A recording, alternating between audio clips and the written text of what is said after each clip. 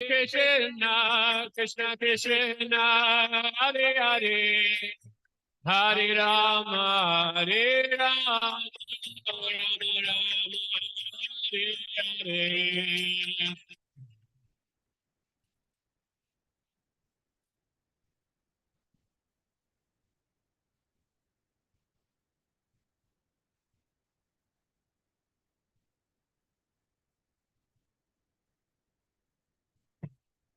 Jayo Vishnupada Paramahamsa Parivrajagacharya Ashtotadashata Shri Srimad His Divine Grace A.C. Bhaktivedanta Swami Srila Prabhupada Ki Jai Jayo Vishnupada Paramahamsa Parivrajagacharya Ashtotadashata Shri Srimad His Divine Grace Srila Bhakti Siddhanta Saraswati Goswami Maharaja Prabhupada Ki Jai Gaudiya Vaishnava Guru Varga Ki Jai Grantaraj Srimad Bhagavatam Ki Jai Nitai Gaura Premanande.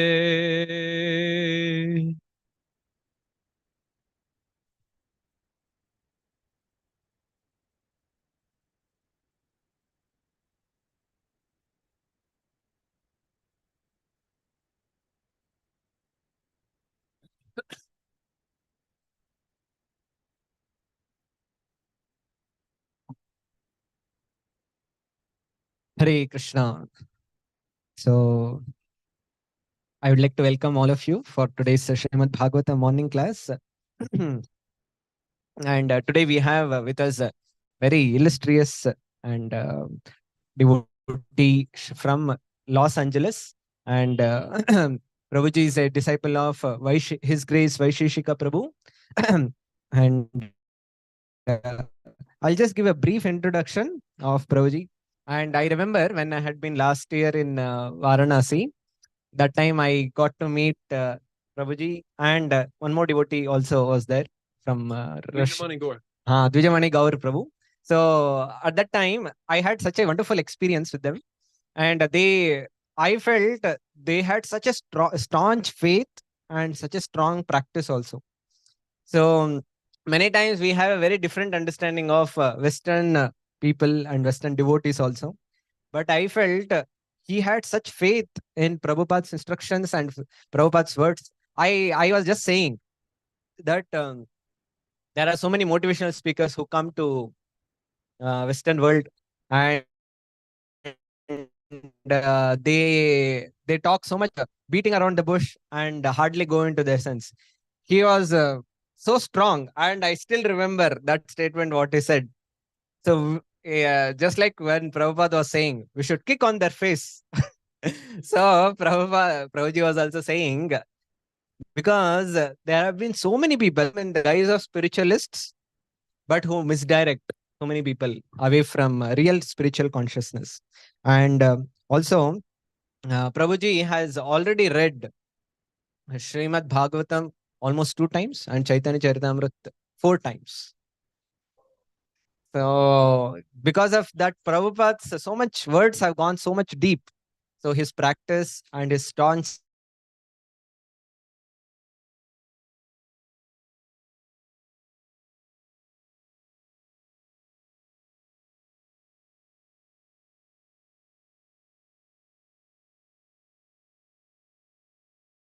Bhagavad Gita.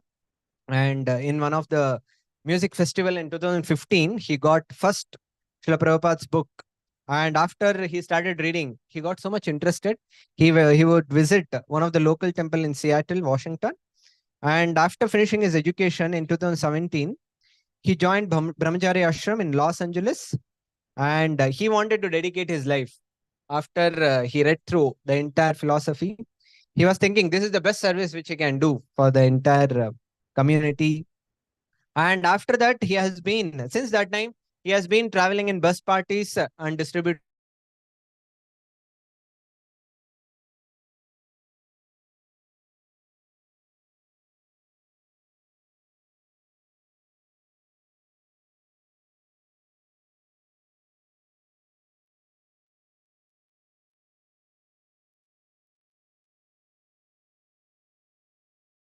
Gita and Srimad Bhagavatam.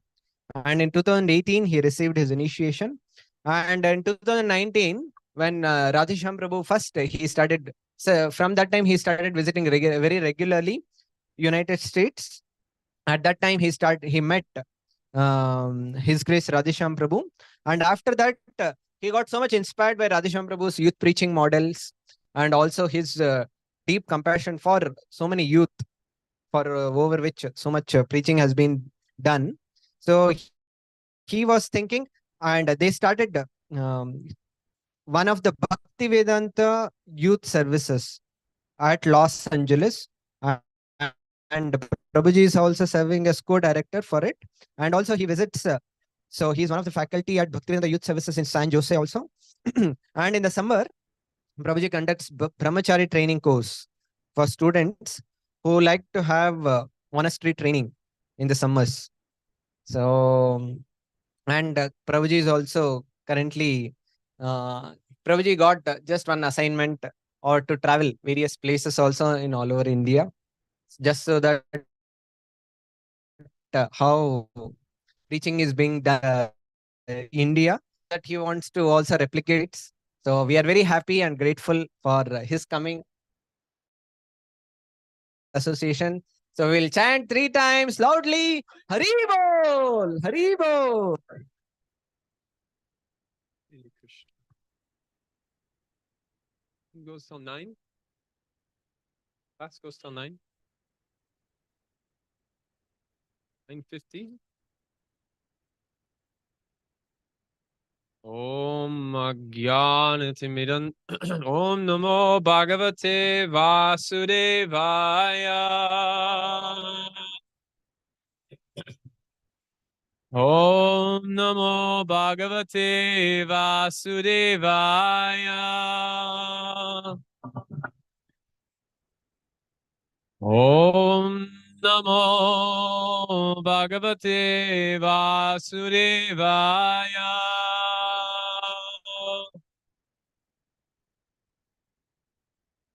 Narayanam Namaskritya Naran Chaivan Narottamam Devim Saraswatim Vyasam Tato Jayamudiraye Nasupraya Shurabhadreshu Nityam Bhagavata Sevaya Bhagavati Uttama Shloke Bhaktir Bhavati Naishtaki Yasyam Vaishyamanayam Krishne Paramapurushe Bhaktir Bhajate Pumsam Sokamoha Vayapaha Anartho Pasanam Sakshat Bhakti Yogam Madhoksaje Lokasya Janato Vidvams Chakri Satbhava Samhitam Krishnaya Vasudevaya Devaki Nandanaya Cha Nanda Gopa Kumaraya Govindaya Namo Namaha Yaswanubhavam Akila Shruti Saramekam Madhyatmadipam Atiti Shatam Tamonindam Shamsarinam Karunayaha Purana Guyam Tham Vyasasunam Upayami Gurum Muninam. So we're reading from the Srimad Bhagavatam, Canto 2, Chapter 5, text number 23. Mahanantas tu Rikurvanat Raja Tatvopa Brimhitat Kama Pradhanastwan Abhavat Dravya Jnanam Kriyatmaka Mahatma Mahatmastu Vikurvanat Rajasattva Prabhimhita Kama Pradana Swarabhat Dravya Jnana Kriyatmakaha Mahatmastu Vikurvanat Rajasattva Prabhimhita Kama Pradana Swarabhat Dravya Jnanam Kriyatmakaha Mahatmastu Vikurvanat Rajasattva Babrimhita Tama Pradana Swarabhat Dravya Jnana Kriyatmaka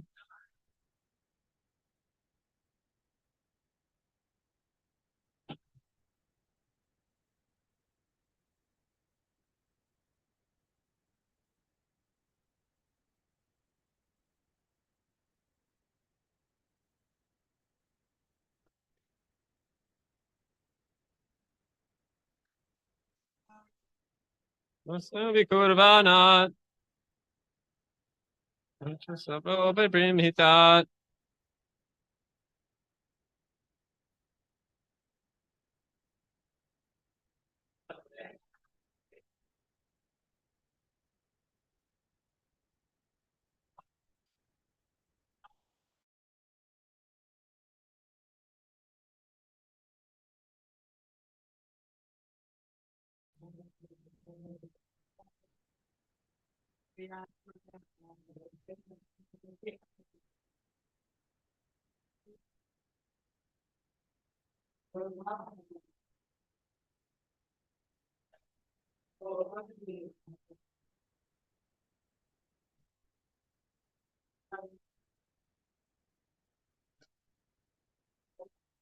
Mahataha of the Mahatattva. Two, but Vikurvanat being transformed. Raja, the material mode of passion. Sattva, the mode of goodness. Upabrimhita, because of being increased. Tamaha, the mode of darkness. Pradhanha, being predominant. Two, but. Abhavat, took place. Dravya, matter. Jnana, material knowledge. Kriyatmakaha, predominantly material activities. Translation and purport by His Divine Grace A.C. Bhaktivedanta Swami Srila Prabhupada. Material activities are caused by the Mahatattvas being agitated. At first, there is transformation of the modes of goodness and passion, and later, due to the mode of ignorance, matter. Its knowledge and different activities of material knowledge come into play. Report. Material creations of every description are more or less due to the development of the mode of passion. The Mahatattva is the principle of the material creation, and when it is agitated by the will of the Supreme, at first, the modes of passion and ignorance are predominant, and afterwards, the mode of passion being generated in due course by material activities of different varieties become predominant, and living entities are thus involved in more and more ignorance. Brahma is the representation of the mode of passion, and Vishnu is the representation of the mode of goodness, while the mode of ignorance is represented by Lord Shiva, the father of material activities. Material nature is called the mother, and the initiator for materialistic life is the father, Lord Shiva. All material creation by the living entities is therefore initiated by the mode of passion.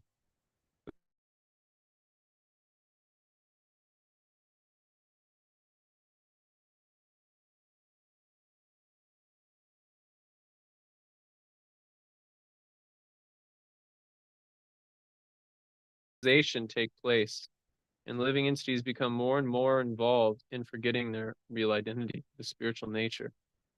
By a slight cultivation of the mode of goodness, a glimpse of spiritual nature is perceived.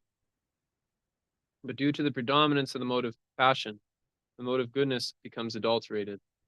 Therefore, one cannot transcend the limits of the material modes, and therefore realization of the Lord, who is always transcendental to the modes of material nature, becomes very difficult for the living entities, even though predominantly situated in the mode of goodness through cultivation of the various methods. In other words, the gross matters are abhibhuta, their maintenance is adidaivam, and the initiator of material activities is called adiyatman. In the material world, these three principles act as predominant features, namely as raw material, its regular supplies, and its use in different varieties of material creations for sense enjoyment by the bewildered living entities.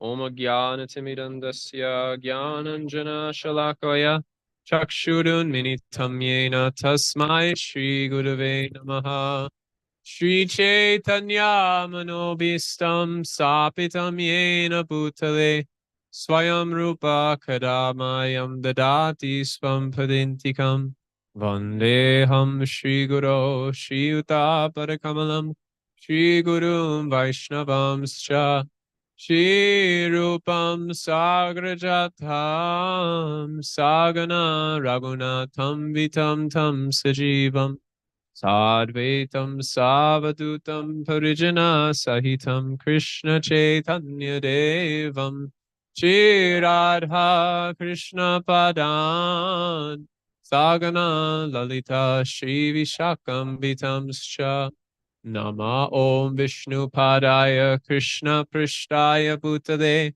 Srimate Bhakti Vedanta Swaminiti Namane Namaste Saraswate Deve Gauravani Pacharine Nivishesha Shunyavadi Paschachadeshatarine Nama Om Vishnu Padaya Krishna Prishtaya Bhutale Srimate Bhakti Siddhanta Saraswati Iti Namane Shri Varshavavani Devi Dayataya Kripabdaye Krishna Sambandha Vigyanam Daine Prabhave Namaha Madhurya Ujvala Premadya Shri Rupa Nuga Bhaktita Shri Gora Karuna Shakti Svigrahaya Namostase Namaste Gauravani Shri Murtaye Dinatarine Rupanuga Virudapa Sadanta Tantvanta Harine Namom Godakishoraya Sakshat Vairagya Murtaye Vipralamba Rasambode Padambojayate Namaha Namom Bhakti Vinodaya Satshirananda Namine Gaura Shakti Swarupaya Rupanuga Varayate Gaurvir Baba Bhumestwam Nirdesa Sajjana Priyaha Vaishnava Sarvabhoma Shri Jagannathaya Te Namaha Namo Mahavadannaya Krishna Prema Pradayate Krishnaya Krishna Chaitanya Namane Gauratwise Namaha He Krishna Karuna Sindhu Dina Bandho Jagatpate Gopeshwa Gopika Kanta Radha Kanta Namostate Tapta Kanchana Gaurangi Radhe Vrindavaneshwari Rishabhanu Sade Devi Pranamami Hari Priye Yada Yada Hi Dharmasya Glanir Bhavati Bharata Abhyutanam Adharmasya Tadatmanam Srijamyaham Paritranaya Sarunam Vinasaya Traduskatam Dharma Samthapanarthaya Sambhavami Yuge Yuge Manmana Mama Madbhakto Madhyagi Mam Namaskuru Mame Vaishyasi Yukvainam Atmanam Parayanaha Sarvadharmam Parikyaja Mamekam Saranam Vraja Aham Tvam Sarva Papebhyo Moksha Yishyami Masucha Vansha Kalpatarum Bischa Kripa Sindhu Evacha Patitanam Pavanebhyo Vaishnavebhyo Namo Namaha Jaya Shri Krishna Chaitanya Prabhu Nityananda Shri Advaita Gadadhar Srivasadi Gaura Bhakta Vrinda Hare Krishna Krishna Krishna Hare Hare Hare Rama, Rama Rama, Hare Hare. Kun korati vachalam bhangalangayate girim. Ya kripa taraham bande Shri Gurum Dinatarinam. Durgame parimanantasya sak paragater muhur. Swakripa yasti danena santa sanpavalambanam. Dandaini Nandeni Jaya Trinikam Pariyorni Patya Kritvasakaklamasata Etamahan Brabhimi He Saravasakalameva Vihaya Dura Goranga Chandra Sharane Kurutanuragam.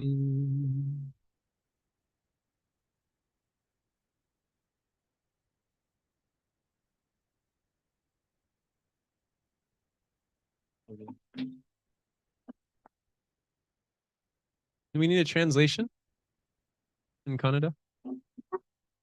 Kannada or Hindi? Which one? Both? Jayapataka Maharaj has Bengali and English. You have to follow 3 voices when you're in Mayapur. You need a translation? Anyone? Who needs a translation? You can be completely honest. One. Okay. Who needs a Hindi translation? Raise your hand. How many is that? Is it? And how many need a Kannada?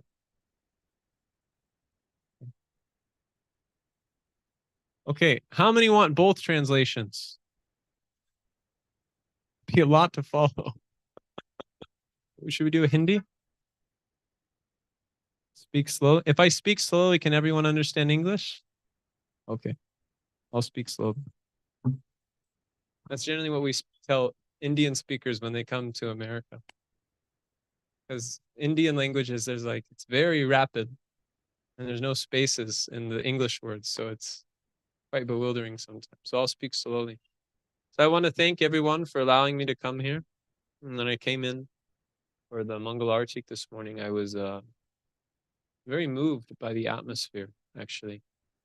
I was enchanted by the atmosphere of the altar. I think it's the only temple I've seen in ISKCON where the Mangal Artik is lit by ghee lamps.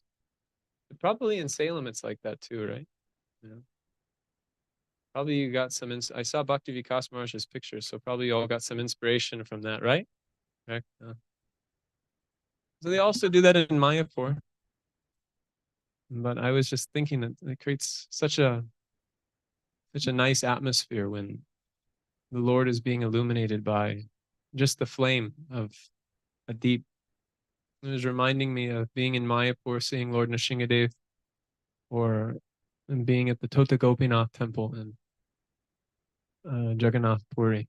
They don't even have deeps. You just see when they offer the lamp, you can see the face illuminated. So what I was appreciating when I came here was the simplicity of the atmosphere, and that I thought of Haridas Thakur when he went into the prison and he said, just remain as you are. And everyone became a little bit fearful. So the managers, if I say remain as you are, be like, Prabhu, we need a bigger place. We need a temple. But, Bhaktisiddhanta Saraswati Thakur, when they had been at Alta Danga, there was a very fiery preaching spirit coming out of such a small place. Who's been to Alta Danga Junction? Bhakti Vinod Nasan? Some devotees have been. A very simple place. Very simple place. And but so much preaching expanded out of that little house, you could say. And then when they went to Bagh Bazaar, Bhaktisiddhanta Saraswati told some intimate disciples, we were better off at Alta Danga. So sometimes when we have a smaller place, it's easier to capture the essence of what Krishna consciousness is all about. It's easier to see the things that need to be put forward because of lack of material facility. We tend to take shelter of the activities which are of the most primary consideration. So when I was here, I just thought of Haridas Thakur, who told the prisoners, remain as you are. It means, It doesn't mean you have to stay in prison your whole life, he explained to them. But the way you are now with your dependence on Krishna, your remembrance of Krishna, just stay that way. So I'm sure this community will grow. This is under the guidance of Sada Yogi Prabhu. Is he here? No, he's not here right now. So I'm sure this community will grow under the qualified leadership of Sada Yogi Prabhu. But I would request all the devotees that what you have now is a very sweet thing, a very special thing. And if you can nurture the essence of, although you may be in a smaller place, it may not seem like a proper temple, but if you can nurture the essence of Shravanam Kirtanam, you nurture the essence of going out on Harinam Sankirtan, expanding book distribution. I looked up here and I saw that the #1 contributor to the temple was book distribution profit.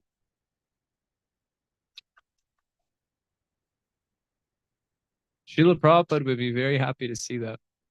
He'd be very happy to see that the #1 thing which is funding a temple is book distribution.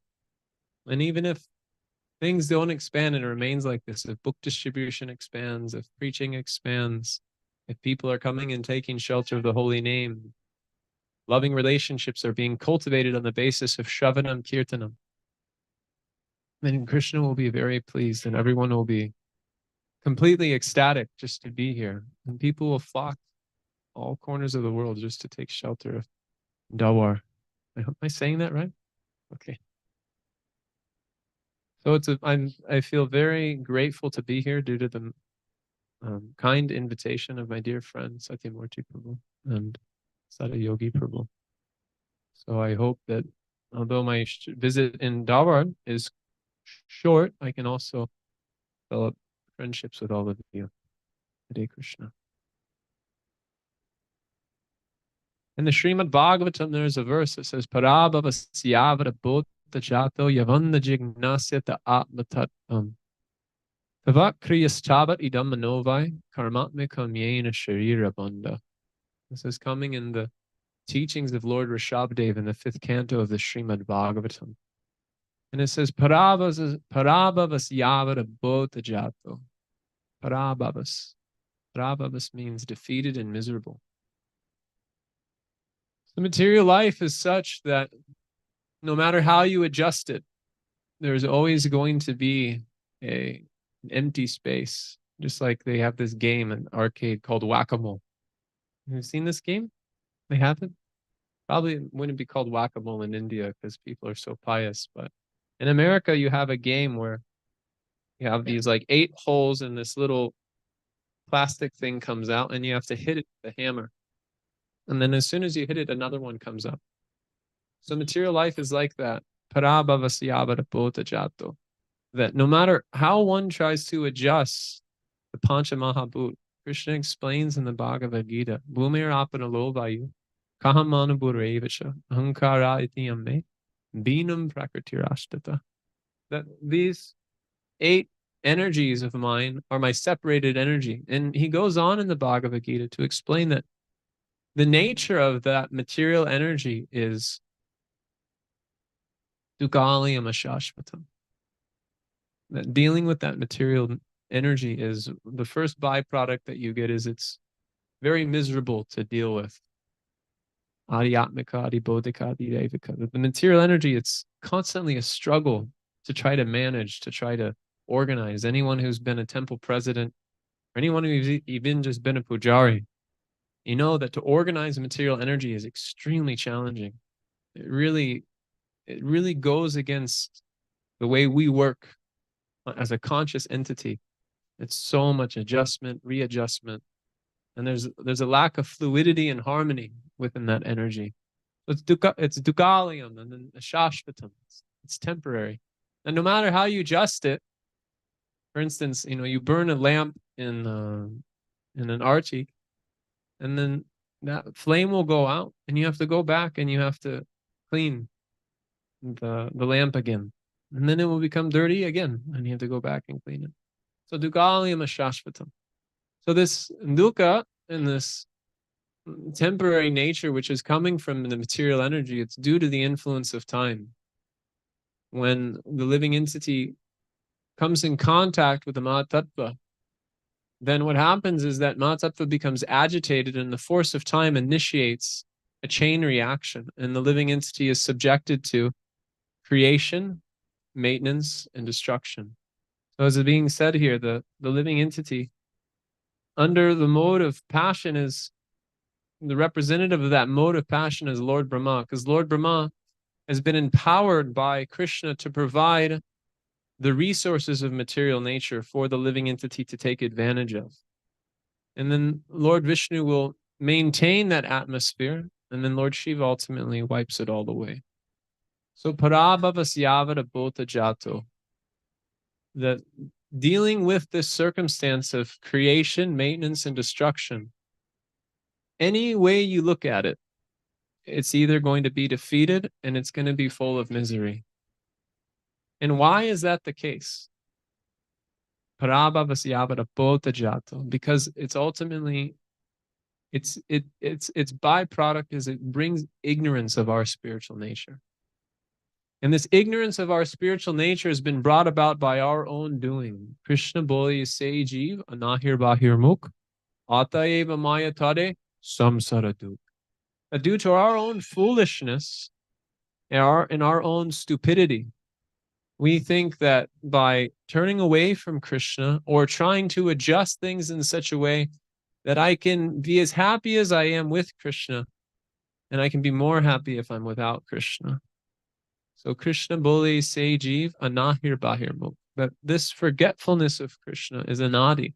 It's coming from time immemorial. You can't trace out its exact root as to when we became forgetful of Krishna. But this forgetfulness of Krishna is the root of our suffering. Krishna boli se jeev anahir bahir mukh ataeva mayatare samsara duk. That having turned away from Krishna, the living entity is cast into the jurisdiction of the material energy under the control and proprietorship of Mother Durga. And she has a thankless task of keeping that living entity in the material energy. And even if one has a desire to rise above that material energy, one has to go through her. One has to deal with her in her tests. Not that you have to go through her. You have to go through Krishna. Devi ye shagunamai mama maya durataya mame vaye prapadyante maya metam sarantite. The only thing that can actually lift us beyond the control, the jurisdiction of Mother Durga, is the initiative of surrendering to Krishna, the activity of surrendering to Krishna. But that surrender will be tested. That surrender is tested. That's Maya's thankless task. But one can overcome that test if they have the right means. Bejare munayotagre bhagavatam adhoksajam sattam vishutam shemayam kalpante nutaniha. That through falling in the footsteps of those great souls who have worshipped Krishna previously, who have arisen to the point of Vishuddha Sattva, which means they're beyond the jurisdiction of the Rajas, Tamas, and Sattva of this material world. They're existing in pure spiritual consciousness. Mahatmanas tu mampartha daivim prakritim ashrita. They're existing and being maintained and controlled by a different energy. So we're all being maintained and controlled by something. In this world, being controlled by the material energy, one thinks that they're the doer of their own activities. Prakriti kriyamanani gune karmani sarvasha ahankara iti yamme binam kartaham iti manyate. That under the control of this Devi Maya, one considers that I'm the initiator of my activities, and that the source of my income is the source of my maintenance. So people think that I need to have a place to live. And in order to have a place to live, I have to work. And in order to work, I have to go to triple IT. Whatever it may be, one has to go to the University of Massachusetts Technical Institute, or although there's a perfectly fine Institute of Technology in India, but I have to go all the way across the ocean to work at to study and act like an ass in order to get a degree in a school which is going to provide the same degree as they would have had in India. This is kartaham iti manyate, ahankara vimudatmam, kartaham iti manyate. That in order to maintain ourselves, we think we have to work. So we create varieties of activity, as is being said here. Matter, its knowledge, and different activities and material knowledge come into play. So there's this verse that says, it's in the 16th chapter of the Bhagavad Gita. There's a verse, actually, Mahotsa Prabhu showed me this verse. Mahotsa Prabhu from America, biggest book distributor, disciple of Bhakti Vikas Maharaj. He says, there's this verse in the 16th chapter of the Bhagavad Gita that says that material life is an endless network of hope. It's a net of hope is the exact translation. Does anyone know this verse? You know it? Asha pashas tatayar bandha. So the asha tatayar bandha, that one becomes entangled in this network of hoping that by acting in this world, I'll somehow overcome the misery of this world, despite the fact, nunam pramata kurute vikarma, yadindriya priyataya panoti, nasadu manye paratasvatova, sadapi kleshas asadeha. That material body which you're working so hard to maintain, that you're working so hard to create a comfortable situation for, is the very womb of your suffering. Asad api kleshas to asha deha. That this deha, this body, is the cause of your suffering. So what is Rishabdev saying? Nunam pramata kurute vikarma. I don't think it's a good idea. I don't think it's very intelligent that you work so hard to maintain a material body which is the cause of your suffering. So this is life under the jurisdiction of the material energy, to be controlled by our mind and senses. And because one doesn't take the time to inquire into the nature of that absolute truth, what happens is they become stuck in a network of their own activity. Tavakriyastava idam manovai, karmatmakam yena sharira bandha. Tavakriyas yavar idam manovai. This verse is very interesting.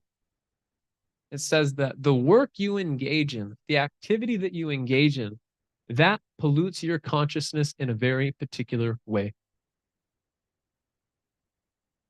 We are all individuals. We're all essentially meant to be individual servants of Krishna. But under the spell of the material energy, that individuality is processed through the lens of the material energy, which then produce varieties of life in the realm of this material world.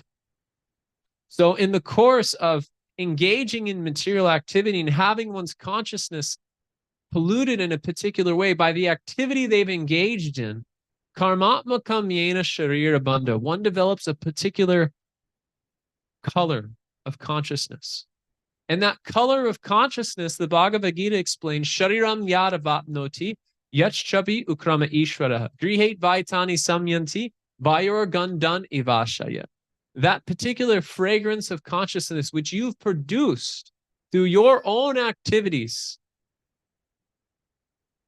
you begin to see the world that way. And furthermore, the material energy reciprocates with how you interacted with her. So she provides you a body in order to facilitate that endeavor in life. And so what happens next? Shotram chakshus prasanam sha rasanam griham evacha adittasya manaschayam vishayan upasevate. That according to the type of consciousness you produce for yourself, the material energy provides you with a particular type of tongue, a particular type of nose, a particular type of set of eyes, a particular set of ears, according to the consciousness that you've produced. This is why Krishna says, Mama Ishvam so jiva loke, jiva bhuta sanantana, manashastrani indriyani, prakriti stani karsati. Because before any of these other senses develop around your consciousness, the primary sense which the material energy is taking into consideration is the nature of your mind. What is the state of your consciousness? If you have engaged in material activity for the maintenance of your material body, then anytime you've engaged in that activity, dayato vishayam pumsam, sangas tesu bhajayate, sangat sanjayate kaman, kama krodha bijayate. Anytime you've glanced upon that material energy, any activity that you've glanced upon, how's my speed, by the way? Everyone okay? Slower? Okay. I'm glad you're honest. Anytime we glance upon this material energy, anytime we engage in a particular activity, that activity is processed through our subtle body, and that processing of the subtle body creates impressions which will impel us to continue to engage in that activity. So this becomes the state of your consciousness. And this is how intricate our material conditioning is, that anything you touch in this world, when you travel through the airport, my Guru Maharaj tells a story how he was traveling through the Delhi airport. Has anyone traveled internationally here? Few people? Okay.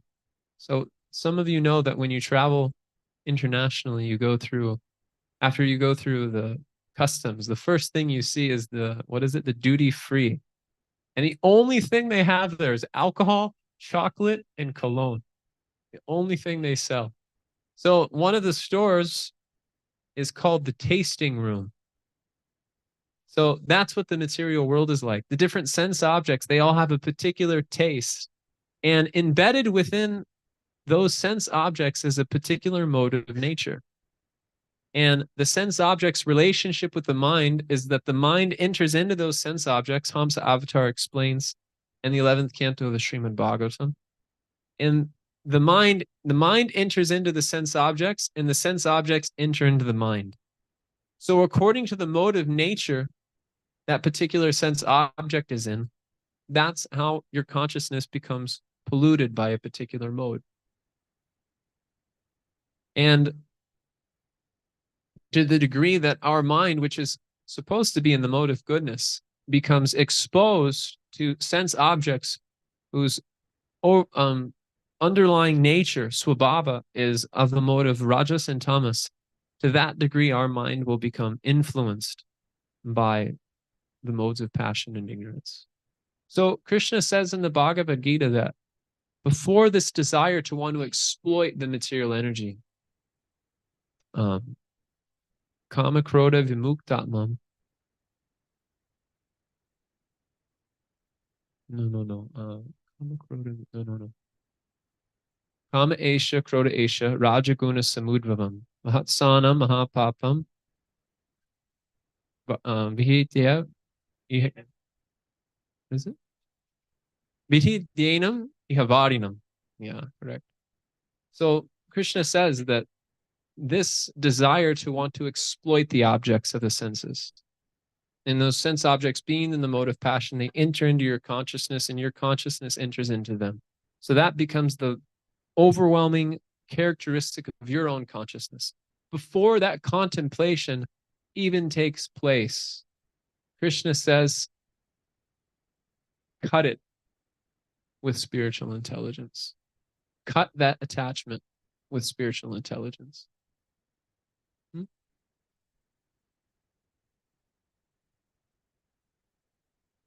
I've never actually memorized that shloka. Okay, yeah, chitvainam. So before that attachment even enters into your consciousness, you cut it with sharp spiritual intelligence. So this is the remedy that Rishabdev gives that if you want to re-engineer your material conditioning, it begins with the Tato Brahma Jignasya. This is why the Vedanta Sutra starts at this point of engage in spiritual inquiry, ask spiritual questions. Because to the degree that we ask spiritual questions, to that degree, we can enter into spiritual vibration. If one is asking questions about the objects of the senses, which are inherently pervaded by the modes of passion and ignorance, then the consciousness that the way which they develop will be overwhelmed by the modes of passion and ignorance. So we have a very grave responsibility, as Srila Prabhupada used to say, we are at war with the material energy. And if you're not convinced of the material energy's power up to this point, I'll give you one verse which will convince you. Krishna says, mama maya durataya. This material energy is extremely difficult to overcome. Maya tatamidam sarvam jagat advakyamurti. And we can trust Krishna's opinion because this energy belongs to him. How many of you have experience with building nanochips? Anyone? Anyone have any experience with building computer chips? No one. You're all very fortunate. I live in California, and my Guru Maharaj is based in ISV. So there's many, many computer engineers there. So many of them have become very rich by building computer chips which have patents on it. And so they get lots of money from companies for having built those computer chips. So there's one particular businessman that I know who made a computer chip, and it was off by just one digit. That computer chip was just off by one digit. And, he kind of lost a lot of money because of that computer chip. He was able to fix it, and then he was able to gain it again. But that one digit was off by a little bit. So that one computer chip, he could go back and know exactly what went wrong with the computer chip. And why could he know it went wrong? Because he was the one that created it. So in the same way, Krishna owns this material energy. This material energy belongs to Krishna. It's Krishna's own Shakti. Vishnu Shakti Paraprokta. That this material energy, it's Krishna's. So if anyone's going to know about what the nature of this material energy is, it's going to be Krishna. Devi Shagunamayi, Mama Maya Durataya. And Krishna is saying that this material energy is undoubtedly very, very difficult to overcome. And you can see just by what I've described up to this point about how deep our material conditioning is, about how many factors enter into our subtle body at every single moment. Patanjali explains in the Yoga Sutras that a yogi is so careful with how he interacts with the world. He sees this world like, he says that the way the mind works, it has the sensitivity of an eyeball. I mean, you can imagine how sensitive the eyeball is. Our eyes are constantly blinking in order to detoxify things which are within our eyes. So anything that gets in your eye, just a little piece of dust, it can agitate the eye like anything. So Patanjali explains that a yogi is very careful to keep aloof from these Hladini samskars, because these Hladini samskars, they leave a powerful impression within the consciousness. So our condition in this world is extremely precarious. It's extremely precarious. And we have been asked by Srila Prabhupada to go to war with that material energy. So you can only imagine the amount of discipline, the amount of sacrifice, the amount of dedication it's going to take to come to that standard of getting out of the material energy. But actually, it's not possible. Yene ravindaksha vimuktamanya swayasha bhava avashuddha buddhaya. Arura Krinshena Parampadam Tata Pashyanta Donadata Yushma Angarya. That many yogis, many jnanis, many different types of transcendentalists have tried to get out of this material energy through their own endeavor. But actually, it's not possible. This material energy can only be overcome by the mercy of Krishna. Devi Esha Gunamai, Mama Maya Durataya, Mame Vaye Prapadyante, Maya Metam Taranti. In the process of getting out of this material energy is being provided by the previous acharyas. Bejare Munayotagre, Bhagavatam Adhoksajam, Satvam Vishuddham Shemayam, Kalpante Enutaniha. That if you follow those souls who've come to the level of Vishuddha Sattva, you follow the process which they've been given previously, then you come to the same standard as them. You come to the same qualification as them by following that process. So Mahatmas tu manam partha daivim prakritim ashita. The Mahatmas, they're not controlled by a lower mode of nature. They're being simply guided by Krishna. So the activities which they're engaging in the service which the process which they're giving in, it's of the same quality as the consciousness which they're in. It has the same quality as their consciousness. And that consciousness is a consciousness of Krishna. So the whole process of Krishna consciousness is not a process of forcing ourselves out of the material energy. It's not a process of going to war with the material energy through our own pushing.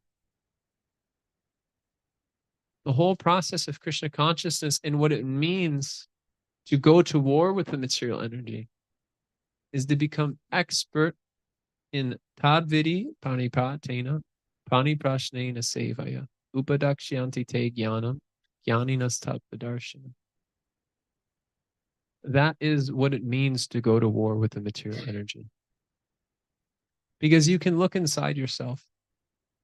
How much are you actually willing to surrender to Krishna?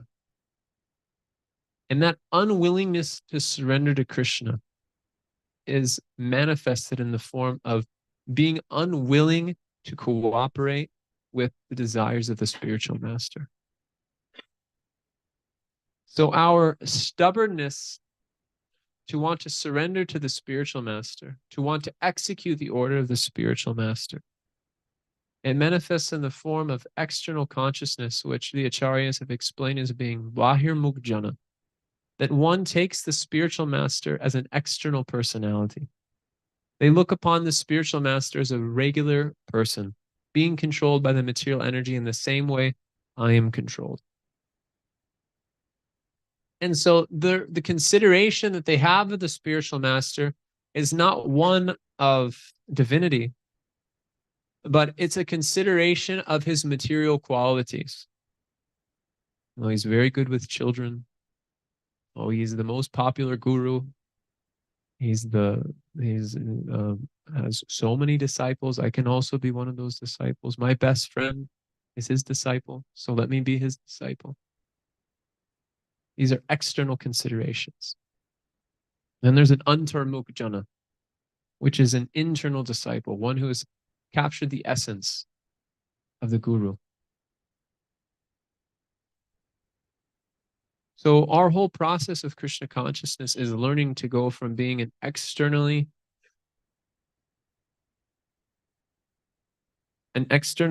disposed personality to glancing upon the material energy, towards coming internally and learning to be glanced upon by Krishna and by the Guru. And that glancing of the spiritual master and that glancing of the Guru, it comes by a sincere service attitude. Atashri Krishna namadi nabavet graim indriye sevan mukhe hiji vadao swayam eva spratyadao. That the byproduct of having heard from the spiritual master is that one should not glance upon this world with the idea of enjoyment, but yagyan vana purman moham evam yaishyashi pandava. Yena bhutyani sheshyani drakshashyatma matomai. That one will look upon this world as Krishna's energy. One will see that within everything in this world, there is a manifestation of Krishna. And everything in this world is supposed to be engaged in Krishna's service. Nothing belongs to me. Anashaktasha vishayan, vishayan upayunjitaha. Nirbandha Krishna sambande, yukta vairagya muchate. This is the meaning of yukta vairagya. That I don't look upon this world as being something that is different from Krishna. I look upon this world knowing it is Krishna's energy and knowing where it should be engaged. This is the nature of a disciple who has understood the heart of the Guru. And this is the qualification that it takes to come out of the material energy. That we have to be willing to undergo the discipline that comes from the lotus mouth of the spiritual master. Guru Mukha Padma Vakya Chitite Korya Akya Anar Korimani Ash. That make my only desire, make my consciousness molded, make my desires and the words of the spiritual master one within my heart. And this was the instruction Srila Bhaktisiddhanta Saraswati gave his disciples, that our only desire should be anadana strinam danter idam yache puna puna. Shriman Rupa Padambojo Duli Syam Janma Janmani. That birth after birth after birth, allow me to be a speck of dust at the lotus feet of Srila Rupa Goswami. And allow me to always be in the association of those sincere followers of Rupa Goswami. Because in the association of those sincere followers of Rupa Goswami, no matter how foolish I may be, no matter how turned away I may be from Krishna, the sound vibration of Anyabhilasha Tasunyam, Jnana Karmali Navratam, Anu Kalena Krishnanu, Shilanam Bhaktirutamam, that will flow into the innermost recesses of my heart. And by being exposed to that vibration constantly, and by being exposed to people who are serving that vibration constantly, I can overcome the force of this material energy. Mamcha yo vivicharena bhakti yogena seyate. Saguna samatitaitan rama bhuyaya kalpate. So our only desire in Krishna consciousness is not to build big temples.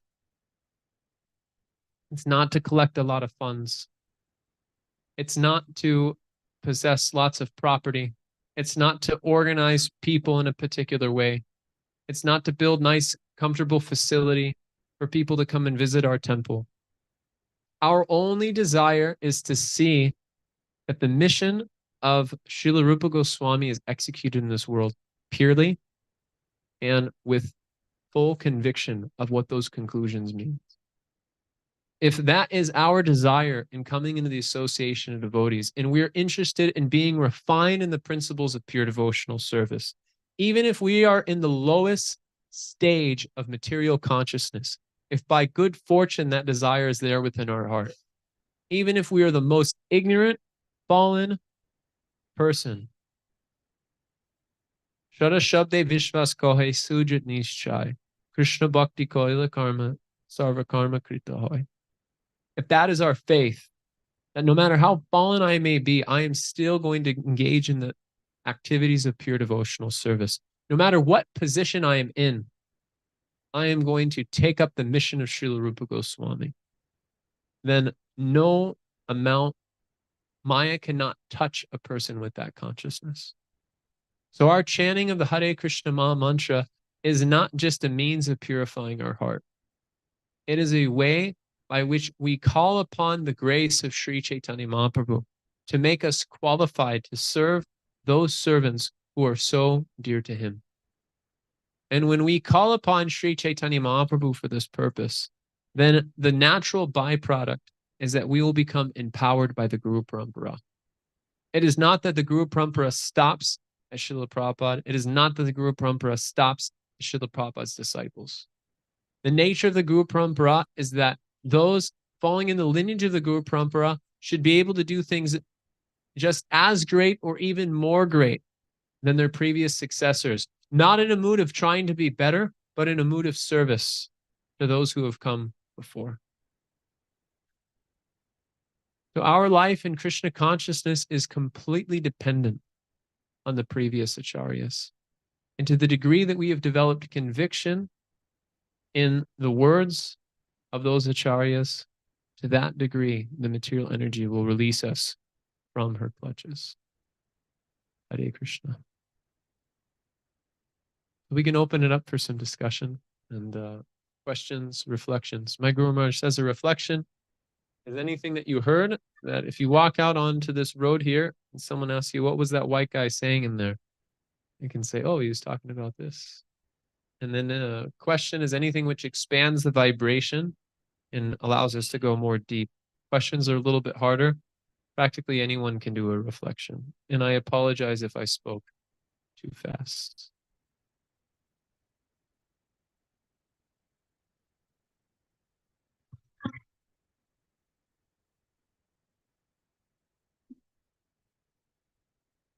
Hare Krishna.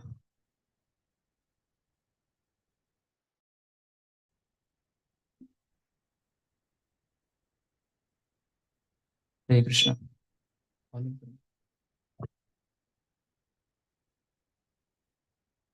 Hare Krishna. Hare Krishna, Prabhuji. Thank you so much for that enlightening class. You spoke so deeply about the nature of material world and how one should deal with it by surrendering to Krishna and serving sincerely those who are surrendered to Krishna and the Guru Parampara. So my question to you is, Prabhu, that I think you would have come to Krishna consciousness around 2015, which you said, like maybe you were around 25 or so that time. So 21. 21, okay. So you have been born and brought up in United States. So where there is so much of material energy, passion, and ignorance, which you're talking about. So now in India, we are finding it difficult to preach to the youths because they are more getting attacked by modes of passion.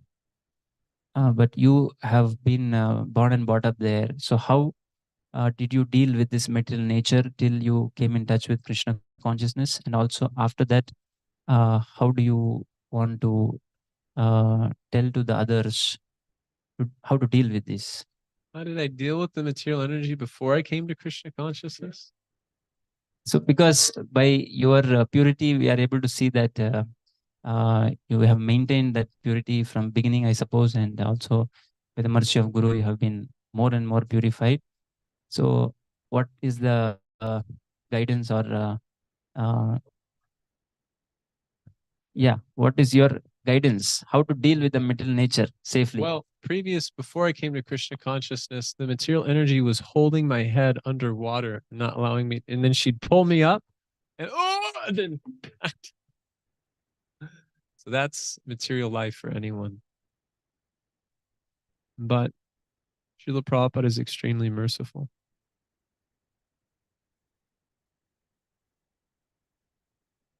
I would say that if I've made any advancement in Krishna consciousness,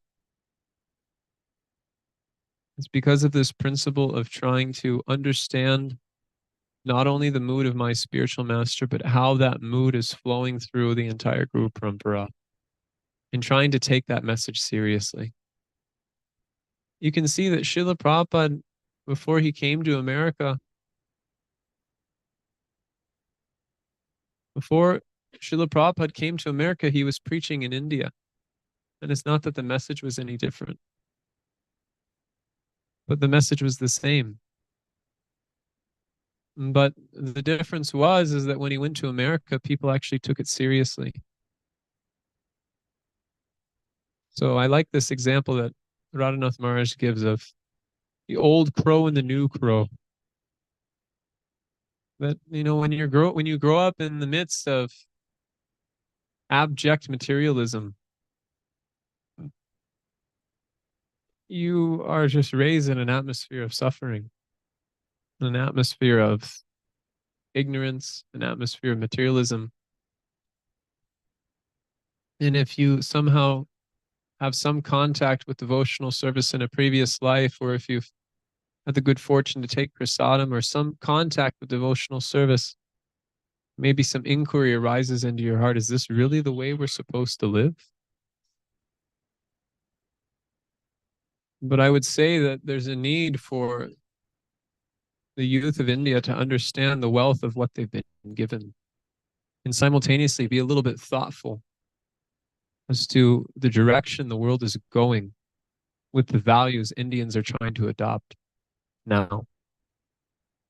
I mean, you see this war in Israel, this war in Ukraine.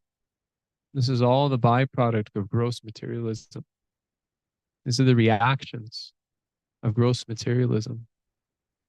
You have to live within the reactions of your karma. You have to live within the reactions of the decisions that you've made.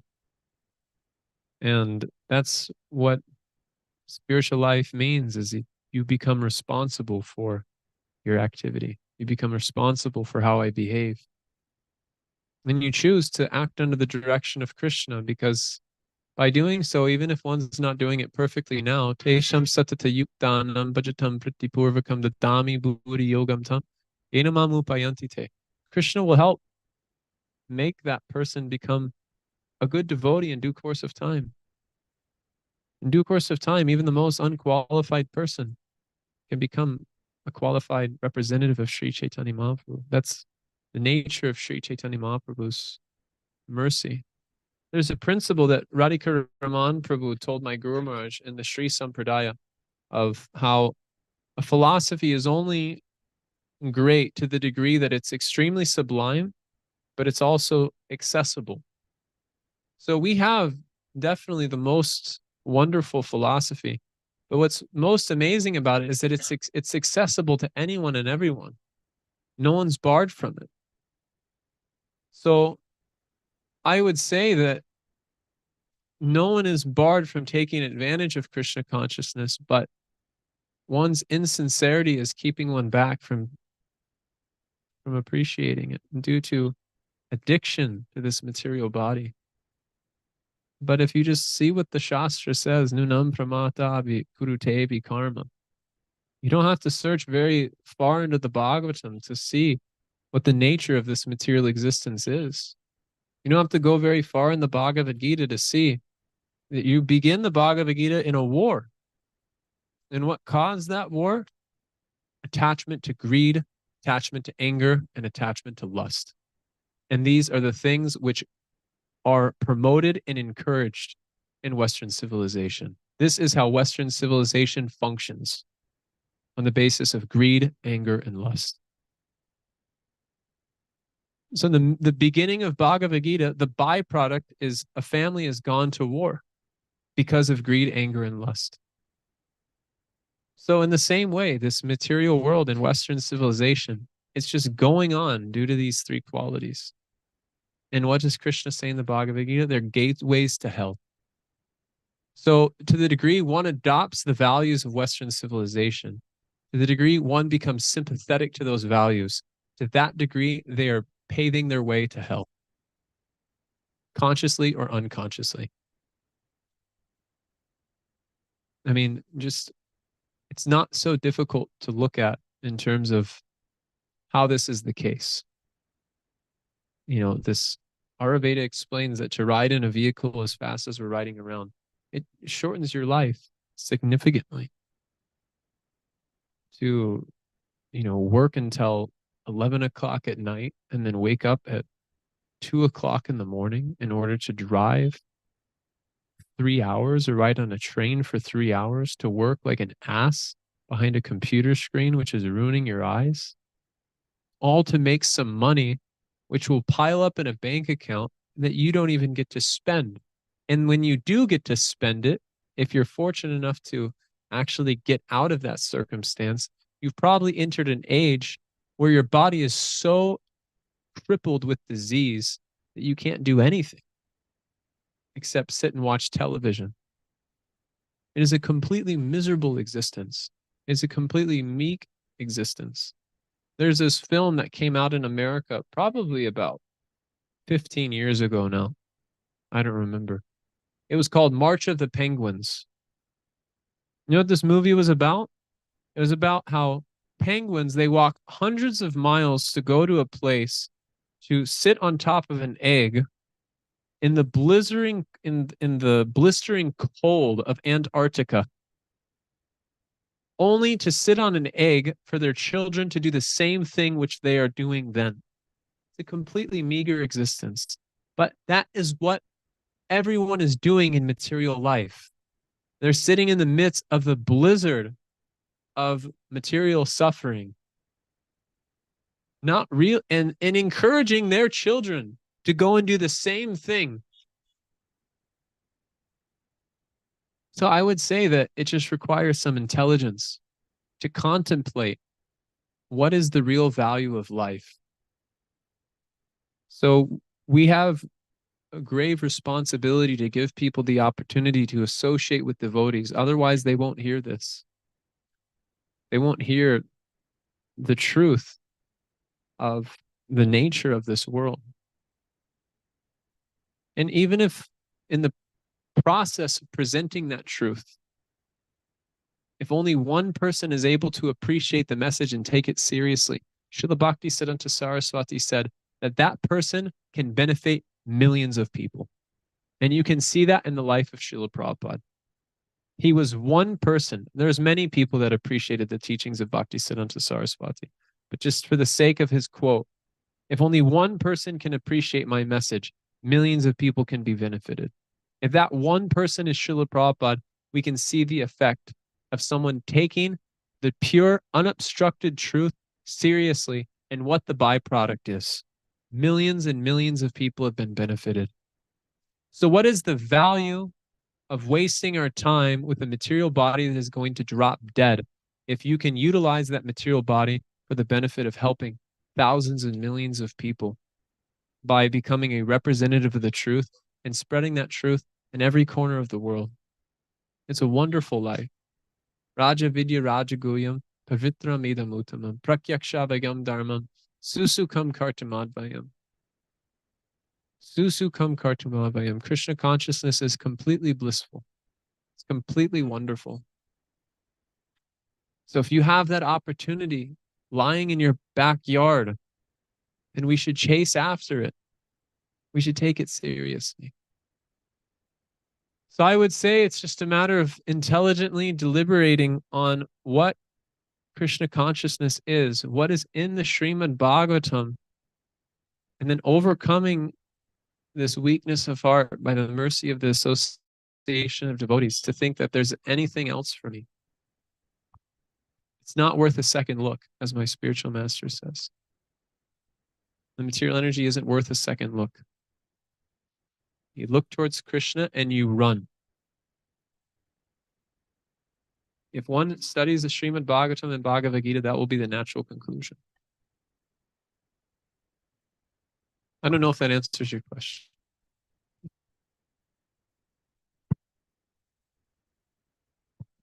Hare Krishna. ಪ್ರಭುವರು 21 ವರ್ಷ ಇದ್ದಾಗ ನೀವು ISKCON ಅಲ್ಲಿ join ಆದ್ರಿ. ಹೇಗೆ ಬಂದ್ರಿ ಅನ್ನೋದು ನೀವು ಹೇಳಿದ್ರೆ ಸಾಕು. ಪ್ರಾಕ್ಟಿಕಲ್ ಆಗಿ ಗೊತ್ತಿದೆ, ಹೇಳ್ತೀನಿ.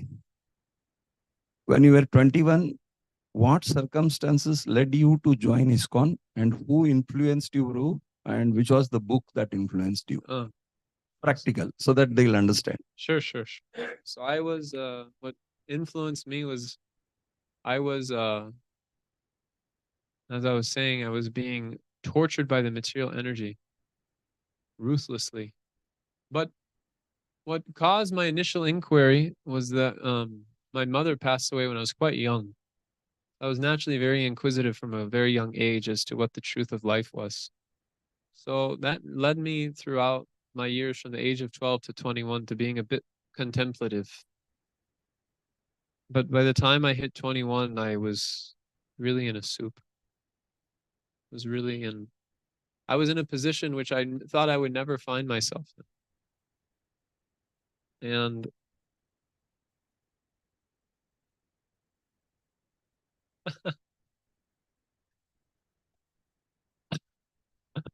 I generally don't say it when I'm in India because people might become scared.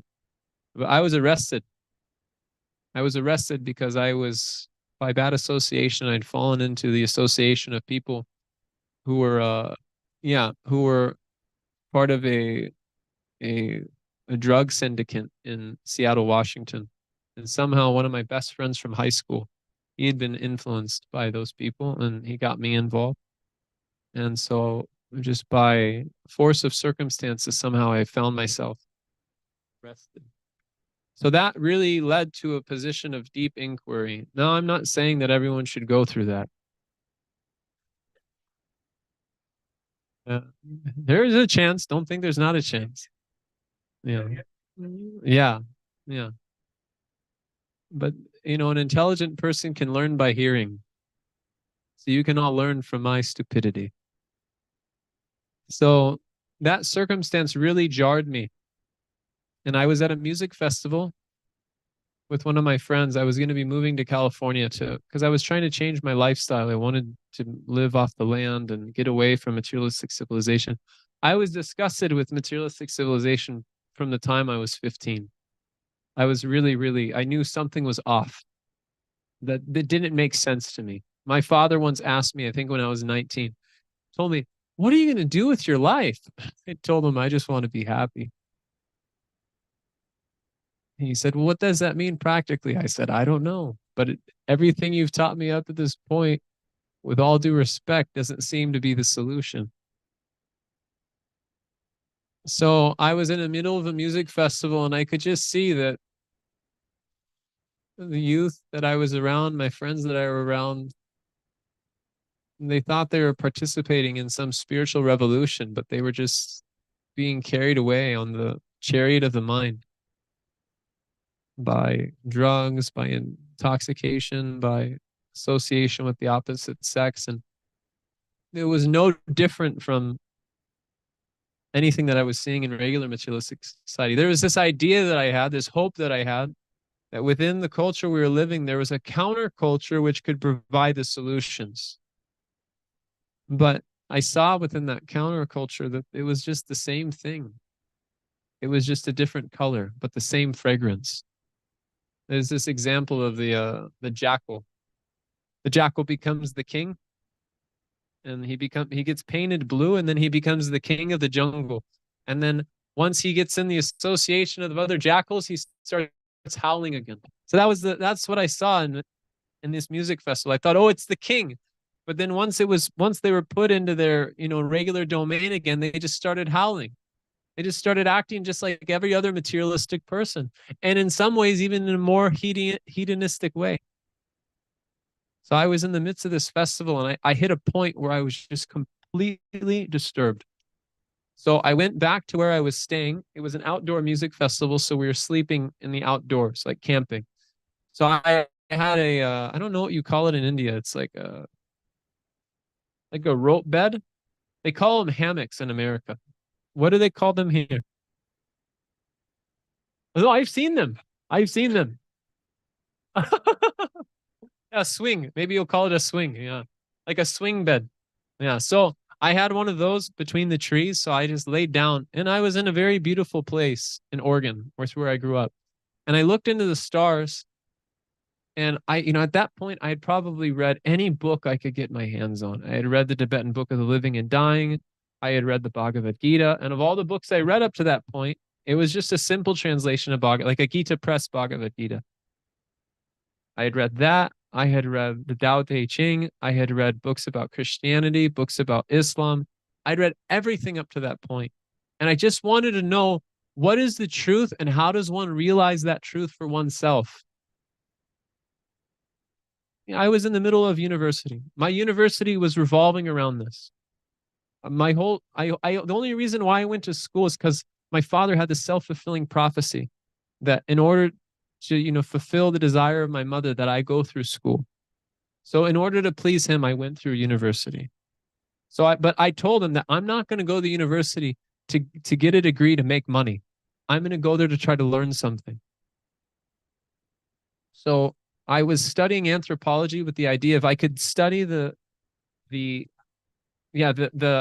archaeology, cultural cultural anthropology, which is the study of human behavior and patterns. So I had this idea that if I could study the behaviors of humanity, I could come to a conclusion as to what the purpose of life was. So I was studying, I was doing cross-cultural study. And in the process of doing that, I started studying Eastern philosophy. So I had so many ideas, but I was just completely frustrated. There wasn't a clear philosophy which had been presented up to that point. And there was Ram Dass, but he said, just be here now and just, sink into the moment. What the hell does that mean? How do you actually do it yourself? Yeah, I like this story of Bhakti Vikas Maharaj where he was reading this Hermann Hesse book, Siddhartha, and at the end of it, he just threw it in the ocean. He was so frustrated. That's how I felt. I wanted to throw all these books in the garbage because nothing was giving me an answer. So I fell asleep that night. And at that point, I didn't know if God existed. I was open to God being existed. And I felt that if there had to be a path, the ultimate purpose of life, it must be to love God and surrender to God. Because personalities like Christ, personalities like St. Francis of Assisi, personalities like Hanuman, they were too inspiring for them not to be real, was my conviction. Yeah. So I fell asleep that night and I fell asleep praying. And the prayer that I was making was that, God, if there is a God, please show me the path. I'm ready to surrender.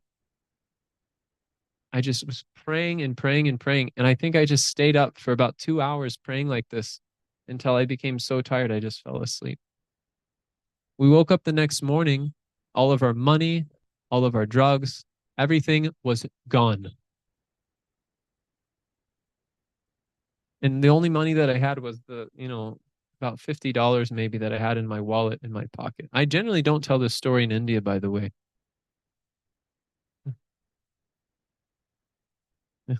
I've been told not to tell this story in India because students might get a little bit.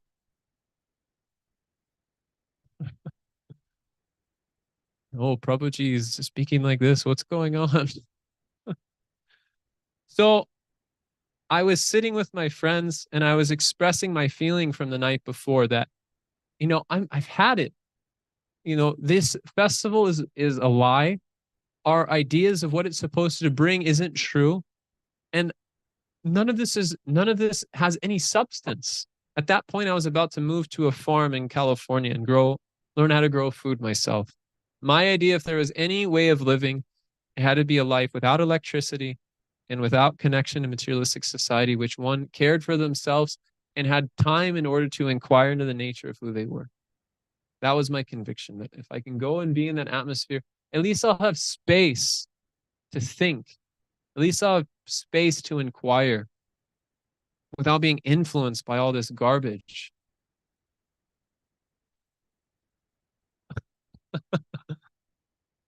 So, an Indian that made a big mistake. So, I was sitting with my friends and I was explaining all these things to them, and they're like, "Hey, man, just calm down, It's like, we just had a bad night. Just calm down. Everything will be okay." But I was completely frustrated. I said, I'm going to move to that farm and I'm never going to come back. So at that moment, someone walked into our camp. And actually, the person didn't walk in, a voice came in. First, I heard the voice. And the voice goes, "Oh, this looks like the place," is what the devotee said. So then a devotee walked in, a brahmachari. And the night before, I had experienced people just not showing any respect to anything to that which was sacred. So as soon as he walked in, I had a tapestry of Lord Shiva and a little incense burner of Ganesh to try to be spiritual. And as soon as he walked in, he offered pranams to Lord Shiva and he offered pranams to Ganesh. And I was completely shocked. I said, "Who is this person? Who is this person that is, upon entering our camp, he's offering offering pranams. He's offering respect to Lord Shiva and offering respect to Ganesh as if they're actually there. Whereas the night before, it was the exact opposite. People are acting like dogs. Prabhupada gives this example that the dog, they'll urinate on Tulsi Maharani and have no conception. So that's what people were like that I was seeing. They were just completely animals. No conception of that which was sacred and how that which is sacred should be respected. So he sat down and he showed me the science of self-realization, and we spoke for about 2 hours. It was me. Yeah, because I was reading so many books and I was trying to learn so many things. So you know, he showed me the science of self-realization, and I said, "Who are you?" And he said, "I'm a devotee of Krishna." I said, "You can do that?" I never heard that. Was like such a novel concept, a devotee of Krishna. And I, you know, being who I was at that time, I just said, well, if I were to be a devotee of anyone, I would want to be a devotee of Hanuman. And then he said, that's even better. So then he gave me the science of self-realization and a perfection of yoga. And then when I moved to California, I read the science of self-realization. And up to that point, my conception of spirituality is that the highest position one could come to is to be a servant of God. But then Srila Prabhupada said the highest position one can come to is to be the servant of God. And for me, that was checkmate. There was no question of looking back at that point. So reading Srila Prabhupada's books, I felt I came in contact with a voice who was telling me the truth, whether I liked it or not. Whether it agreed with, you know, my perceptions of what was good or bad, or whether it disagreed. He was not in the least bit concerned with my material circumstance, in flattering that material circumstance. He was interested in cutting that material circumstance. And for the first time in my life, I felt like I was reading a book where the author genuinely cared for me. Like a loving grandfather. Like a loving grandfather who's telling you the truth for your own good. Tatal du sang uksrija sata sadse shubutiman. Sant eva sichindanti manovyasangam uktibihi.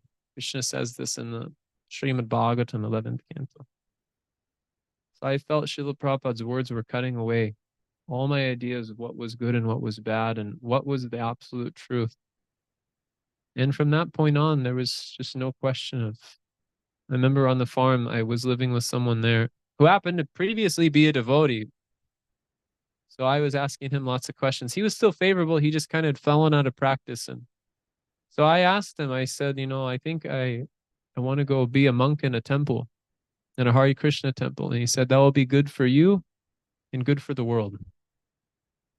Yeah. Because, you know, the material mind is a very difficult thing. You know, there's not a lot of engagement for people of an agricultural acumen in ISKCON in America. So I think one of the challenges in ISKCON North America faces is learning to be aware of one's guna and karma and engage that in Krishna's service. He was a farmer, like one of the best farmers I knew, very hardworking, and he needed service in that regard. So I think that's, but yeah. But he told me this will be good for you and good for the world. So now I'm here by Krishna's mercy and Srila Prabhupada's mercy.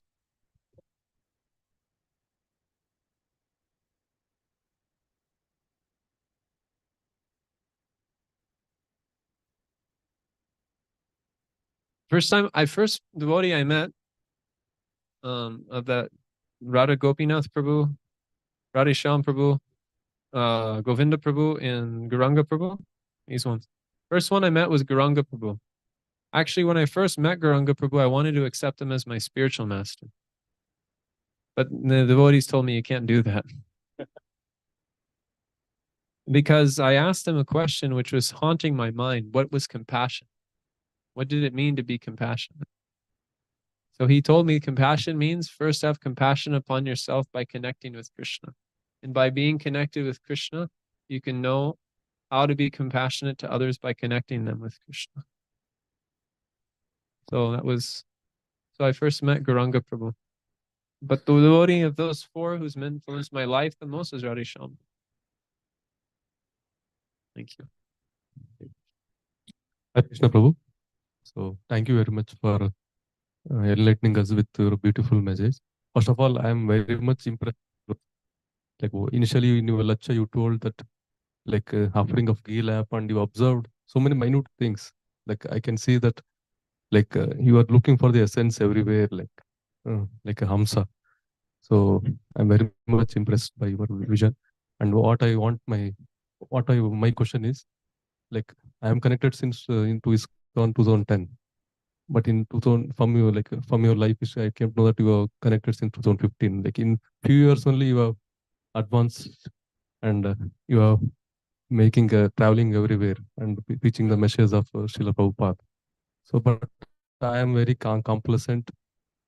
I feel like I am not very serious. So how to come out of this complacency and become more and more sincere so that we can serve better in the mission of Srila Prabhupada? That is the only question. When anyone ever asks me this question, I ask a question in return. I ask a few questions in return. When do you finish your rounds? On an average, what time of the day do you finish your rounds? So now, like by evening, I am finishing the rounds. Yes. So I would say that if you can finish your rounds before Guru Puja or before you go to work, that will help. Second question is, how many hours a day are you reading Srila Prabhupada's books? Not very regularly, but I hear for Average, how much do you read? most of the time I hear Prabhu reading during satsang weekly, once or twice I were reading the books. But your own personal reading, how much do you read? I'm not reading regularly. So I would say make a goal to read 1 hour a day. Yes. And then the final question I ask is, how much are you distributing Srila Prabhupada's books? No, not once a year in December, that's all. Otherwise, not regularly we are doing that. You're married? Yes, I am a grasta. Yeah. So I would say you find other grihastas in the community and you and your wife form a Sankirtan team where once a month minimum, you all go out and distribute Srila Prabhupada's books together. And if you can do that for a steady period of time, then you try to increase it to twice a month. And if you can do that for a steady period of time, increase it to 3 times a month. And if you can do that for a steady period of time, go out every single weekend and be a weekend warrior for Srila Prabhupada. So these 3 things, it's not that Krishna consciousness is this esoteric thing where anyone can make advancement that only special people make advancement. I just told you where I'm coming from. You have more qualification to be empowered by the previous acharyas than I do. We all have an equal opportunity to be empowered, but I've seen that when Indian devotees take Krishna consciousness extremely seriously, they get so much empowerment due to the background that they have, because they're less likely to be infected by pride, envy, and lower anarthas, which can pull them off the path. So generally I've seen Krishna won't fully empower Western devotees immediately because he wants to see these things purified. But with Indian devotees like this Bhakti Vikas Maharaj disciple Mahotsa Prabhu, he just distributed 1,000 Srimad Bhagavatam sets in 1 year. He's only been a devotee, I think, for like 8 or 9 years, maybe 10 years. That's inconceivable in the history of our Guru Parampara for a devotee to distribute 1,000 Srimad Bhagavatam sets in a year. That's 3 Srimad Bhagavatam sets a day. It's completely inconceivable. Why? Because he's applied the process strictly. I know what his sadhana is. I know what his conviction is.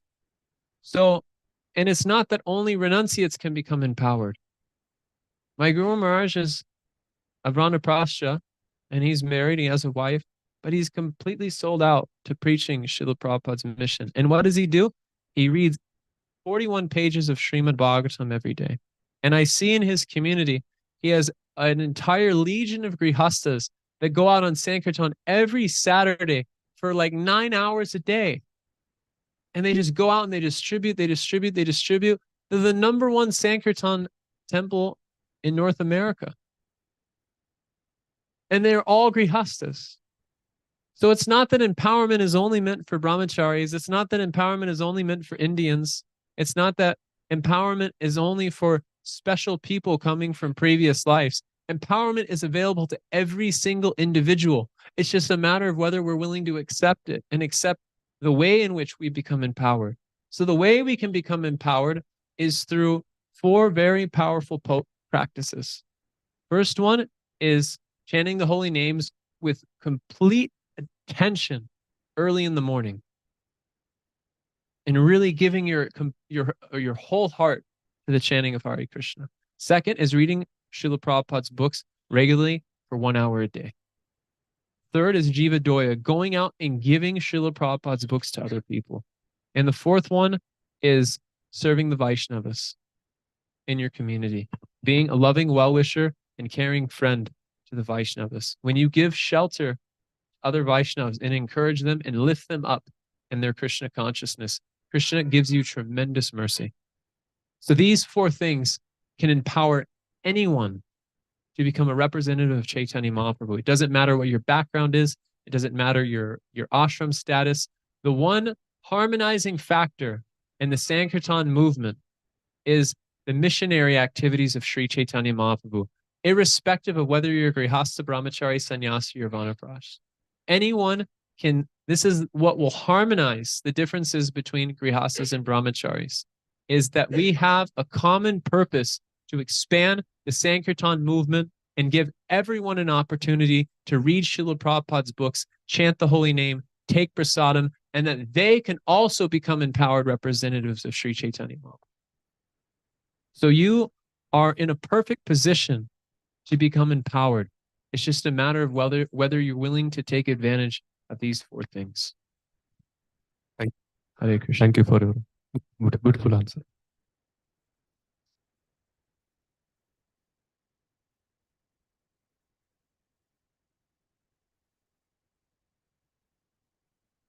Thank you, Pro. Hare So, Krishna. enlightening question and answer and wonderful class also. Just a few minutes, if you can speak about our family business. The book? Yeah. Do we have any available? We have. Can you bring one? Can you bring a copy? Is it too difficult to get?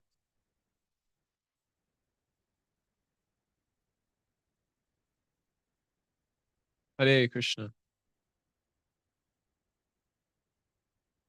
Wonderful.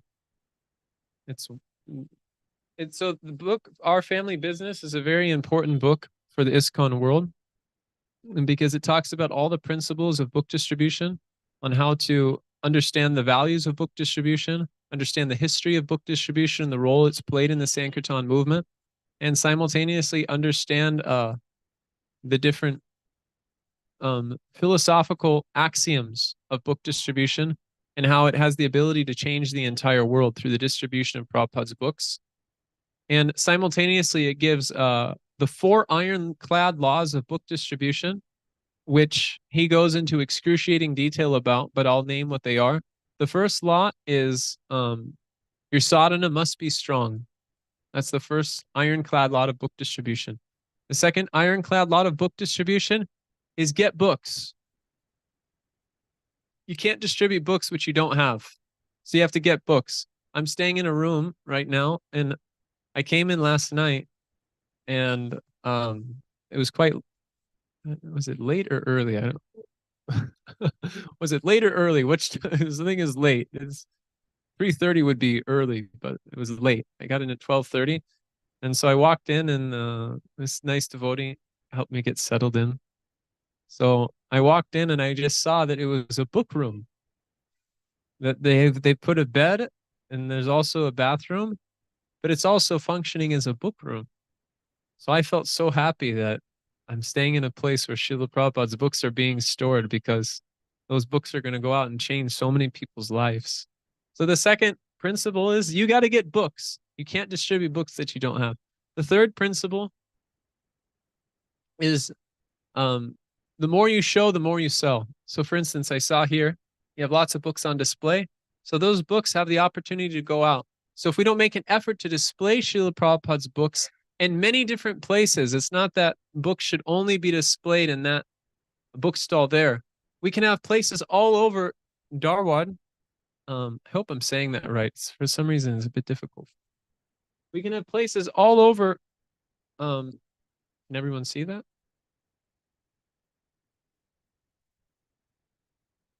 So we can have books all over the city where people are getting the opportunity to take Srila Prabhupada's books. And furthermore, you can organize teams. There can be teams of grihastas, teams of brahmacharis that go out to different places. Brahmacharis can go out during the week and grihastas can go out on the weekend. And they have areas which they're developing. And where they're distributing the books, they can have namahatas in those places and be inviting people to come hear and chant. And, a simple little location. It can even be people that you distribute the books to. It doesn't necessarily need to be a devotee. You just say, hey, would you like to have us? We'll have some, satsanga if you would like us to come. And you can invite all the people that you're meeting on book distribution to that one place. So you have little sections throughout the city. So the second is the third is you have to, the more you show, the more you sell. The more you make it a point to show Srila Prabhupada's books, the more books will go out. And the fourth point is you must organize. So it's the duty of the temple leaders. Srila Prabhupada once told my temple president, Savas Prabhu, that the most important service in the temple is the Sankirtan leader. So does this temple have a Sankirtan leader? A devotee that organizes the Sankirtan and book distribution? Okay, yeah. So the Sankirtan leader has the duty to figure out ways in which we can make Srila Prabhupada's books available in more parts of the city. And what's amazing about book distribution is that anyone can do book distribution. Even children can do book distribution. And actually, children are some of the best book distributors. I have a friend named Madhav in Mayapur. He's the son of Achintya Chaitanya Prabhu. Anyone who's a disciple of Jayapataka Maharaj will know who Achintya Chaitanya Prabhu is. You know Jay? So Achintya Chaitanya Prabhu is the head of the JPS office in Mayapur. So his son, Madhav, is a very enthusiastic book distributor. And he goes out for, I think, 3 or 4 hours a day. And in 2 months, he did 10,000 small books distributing in Mayapur. 12 years old. So anyone can distribute Srila Prabhupada's books. It doesn't matter. Everyone has the opportunity to become empowered representative of Sri Chaitanya Mahaprabhu and be an ambassador of goodwill. And this service is so powerful that it immediately attracts the attention of not only Srila Prabhupada, but all the previous acharyas, because we're the sampradaya of the book. If you look at a picture of Lord Brahma is holding a book. If you look at pictures of Madhvacharya, he's holding a book. All the acharyas, Srila Prabhupada has books. Bhaktisiddhanta Saraswati has books. Bhaktisiddhanta Saraswati said, we're better off selling all the marble in the temple just to print books. Because what's contained inside the book is pure Harikatha. He reasons ill who say Vaishnavas die, when Vaishnavas art thou living and sound. For Vaishnavas die to live, and living spread the holy name around. So the acharyas have given their heart to their writings, and within those writings contain the most pure transcendental vibrations descending from the spiritual world. And when we put those vibrations in people's hands, they act as containers. When they open up, out come idea seeds. And those idea seeds go into the consciousness of living entities who are open to suggestion. They're tatastha shakti. They can go either way. And when you give them the idea that you can chant Hare Krishna and be happy, then many people will take to it. So we have to organize to see that these idea seeds, these containers which contain idea seeds, can go out in the world and people can take advantage of it. So the whole science of what I'm speaking about is spoken about elaborately in this book, Our Family Business. And you guys have copies for sale? No? Well, if you want copies for sale, I think the Hare Krishna land has them. Juhu. has copies available. Yeah. So you can see if there's some available. And if they're not, maybe the temple management would be open to getting a case, and then if there's enough to sell. So this is Our Family Business, and it's a wonderful book about the distribution of Srila Prabhupada's books. And I can tell you that my Guru Maharaj's heart is in this book. So I thank you all very much for tolerating me for the past 2 hours, my Lord. And thank you all very much. Hare Krishna. Vancha kalpatrumbhischa kripa sindhurevacha patitanam bhavanebhyo vaishnavebhyo namo namaha. Vande nichaya charakam bhari.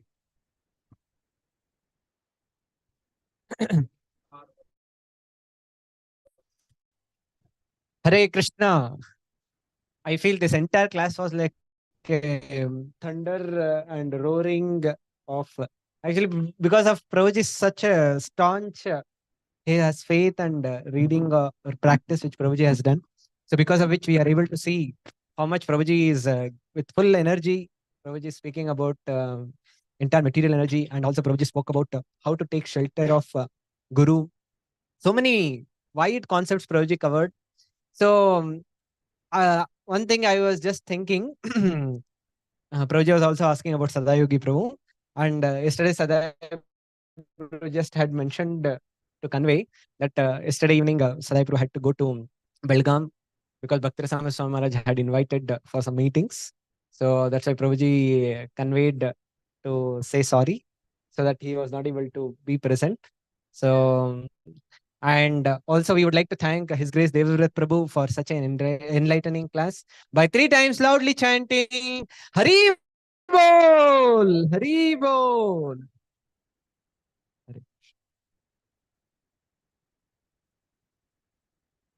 Evening program is there for in Hubli for youth. It is. So those who youth would like to, if they wish to come, they can come to Hubli. And yeah, they need to give count. If they can give count now, and they can let me know, and we will arrange for prasadam also in the evening. Yeah, yes, Suruchi. 6:30. I can share with you address.